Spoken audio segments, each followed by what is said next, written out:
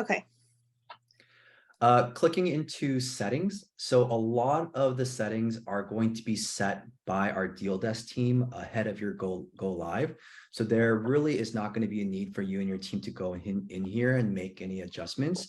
3 or 4 days prior to your go live, you and your team will be jumping on a call with John and Ryan to do a QA of all of your settings to make sure that everything looks good before you go live. But what I want to highlight a couple of tabs here that I think would be helpful for you and your team. So the first one is going to be the receipts tab. And really, this is where you can customize what is showing on the receipt that prints out. So you can upload an image, so a logo for your dispensary or a QR code that takes your customers to your website or to your loyalty program. This is where you can add a header, telephone number. And then if you have any type of like disclaimer or compliance language that you want to put here, or like a return policy, you can enter that information right over here. Moving into the next one that I want to highlight is going to be the employees. So again, we will have all of your employees fully loaded up before your go live. But if you ever need to create a new employee or edit an existing employee, it's very, very simple. So if I wanted to edit Ryan Basford, I'll click into edit. And now these are all the features that you'll be able to edit here. A couple of things that I do want to highlight here is going to be the POS level access level. So from here, you can make them either a manager or a bud tender. And this is really going to be for your bud tender interface. So if they are designated as a manager, they'll be whenever there's a function that requires them to enter a PIN, whether it's like a manager specific discount or a transaction that needs to be voided, and you require them to enter a PIN number, this manager will be able to do so. And then also what's really nice about Jane Point of Sale is you do also have the ability to create portal user groups. And so for that, you'll go into settings and then go into employee groups. And you can, when you create a new group here, you can say, for example, I'm just gonna put test and click save.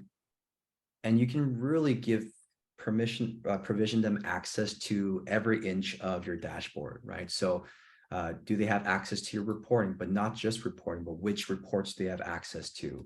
Not just your marketing, but maybe you only want to give them access to discounts and loyalty, but nothing else, right? So you can get really, really specific and granular with how you provision their access, right? So once you set up these employee groups, you can go back into employees, and then you can select which group that you want them to be a part of.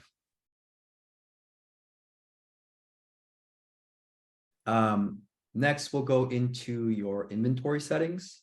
So another thing, when we go into the inventory level of Jane POS, we'll walk you through how to set par levels or thresholds. And so what's really nice here is that anytime your inventory drops below that threshold, you can automatically send out emails to relevant people who are in charge of purchasing. And so this is where you would set that up. This is where you can enable pricing tiers, discount stacking, reward stacking, a lot of different settings that you can set for your inventory level. You can also, auto close depleted lots.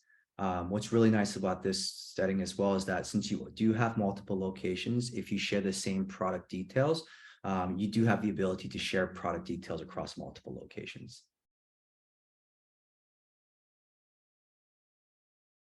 Perfect, guys. Moving into general settings. So this is where you can update your dispensary information.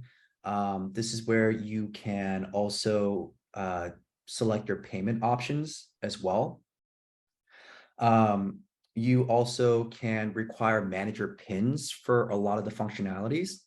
For example, require PIN verification for notes, require manager PIN to open the drawer, require manager PIN to void a sale. So a lot of customizability options there. You also have something called looping prevention. So if you do want to turn this on, what this function will do is it will prohibit customers from purchasing at one location, going to another location, and then ordering over their limits, right? So really nice functionality added there as well.